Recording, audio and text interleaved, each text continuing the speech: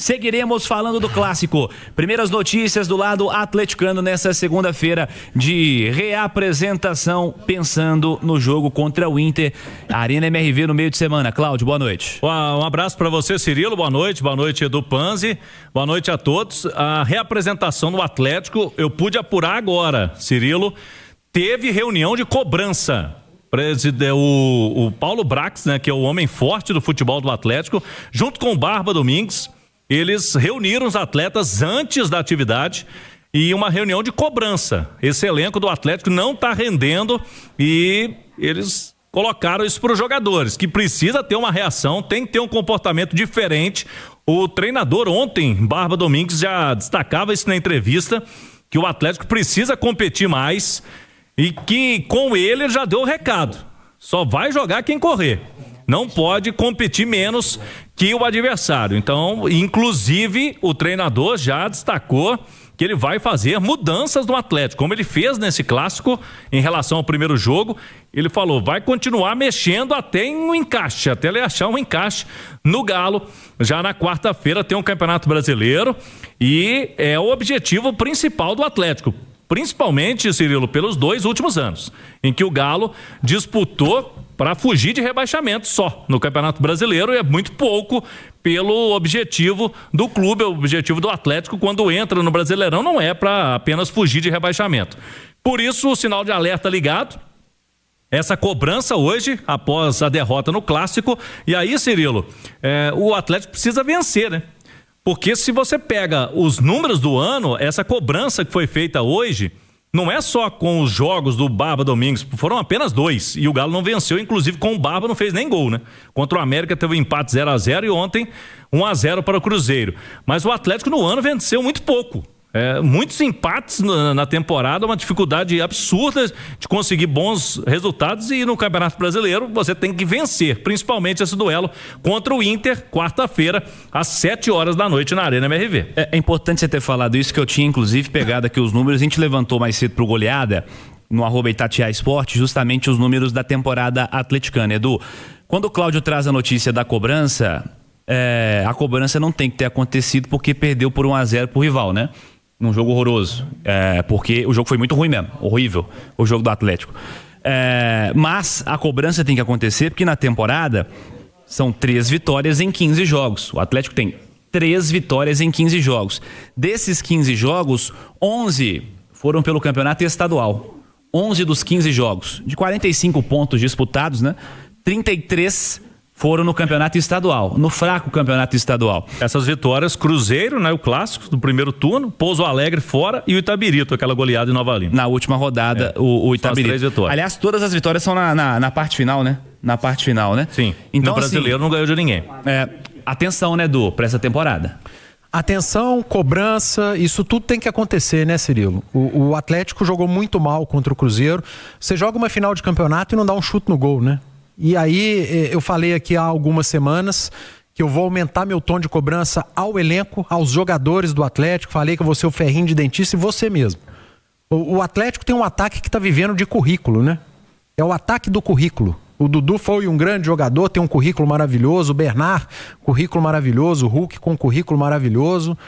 Mas jogar mesmo, render atualmente, 2026, 2025, essa turma está devendo. Inclusive o Hulk tem vivido ali de gol decisivo, golaço a cada 45 dias, a cada 50 dias, a depender do adversário. É pouco pro Hulk. O Dudu tem vivido de... Eu não consigo citar tantos exemplos, né? São pouquíssimas as boas atuações do Dudu. O Scarpa, ele tem números até, boas assistências, mas já é o segundo treinador que dá uma letra, né?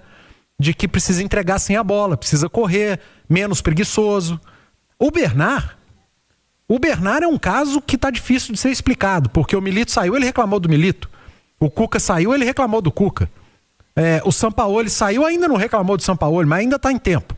E não tá jogando absolutamente nada, né? Então é o ataque que vive de currículo, um ataque cardíaco do Atlético, para ser muito sincero. Essa turma toda tá devendo muito. E chiliquentos, né? Mimizentos, porque não pode criticar. Ai, não pode jogar fora da posição. Ai, porque o técnico me escalou fora da minha posição. Ai, porque a função. Ai, porque eu estou jogando longe do gol. Chiliquentos, mimizentos, reclamam, mandam recado via microfone. Chatíssimo. E precisam entregar mais. Aliás, contra o Cruzeiro na final, o sistema defensivo do Atlético, apesar do gol em que houve falha do lado direito, do senhor Bernard na marcação, do Lodge ao marcar o Caio Jorge, mas o sistema defensivo ainda fez um bom jogo, né? O Cruzeiro pouco criou. E olha que o Cruzeiro tem um ataque muito poderoso, de jogadores que não estão vivendo de currículo e de momento. Gerson, Matheus Pereira, Caio Jorge, artilheiro de novo, de outra competição, agora do Campeonato Mineiro. Então esses caras precisam mostrar mais. E não é pouco, não, é muito mais. Mas preciso mostrar muito mais. E já passaram nas mãos de vários treinadores. E seguem mostrando pouco. Seguem entregando pouco. O torcedor do Atlético não quer uma grande atuação contra o Itabirito. O torcedor do Atlético quer uma grande atuação contra o Lanús na final da Sul-Americana. Uma grande atuação contra o Palmeiras na Arena MRV, contra o Cruzeiro na final. Não quer uma grande atuação no segundo tempo contra o Pouso Alegre. Isso não é suficiente para o torcedor do Atlético. E não dá mais para ouvir treinador que sai, treinador que chega, falar de entrega, de jogador que tem que correr, de um time que vive de qualidade, de jogadores bons tecnicamente, mas que não entregam um mínimo sem a bola, que não competem, assistem o adversário competir. Futebol hoje é muita competição, competitividade. Então eu falei lá atrás e sigo. Eu vou cobrar muito desses jogadores do Atlético, que ganham muito bem. O elenco do Atlético não é essa desgraceira no caminho da feira que pintam, mas é um elenco que ainda tem carências, e aí entra a responsabilidade da diretoria, que não entregou o primeiro volante. Não me venham dizer do Tomás Pérez. E eu não estou fazendo nenhum tipo de crítica ao Pérez, que é um jovem jogador que pode chegar e mostrar um grande futebol. Mas o Barba não confiou nele, em escalá-lo. Ele já foi relacionado em alguns jogos e não entrou em campo ainda. Também não me convenceu a justificativa do Eduardo Domingues na coletiva, que ele tem poucos jogos como profissional. Mas o Cissé começou o jogo, que tem menos jogos ainda. Então alguma coisa tem. E o Atlético não pode, Cirilo, em março, ter um zagueiro rendendo, que é o Juan Tressoldi. E eu repito, ontem o problema não foi a zaga, ontem o problema foi do meio pra frente. Um time que não criou absolutamente nada. Jogadores absolutamente fora de conexão com o que era o jogo.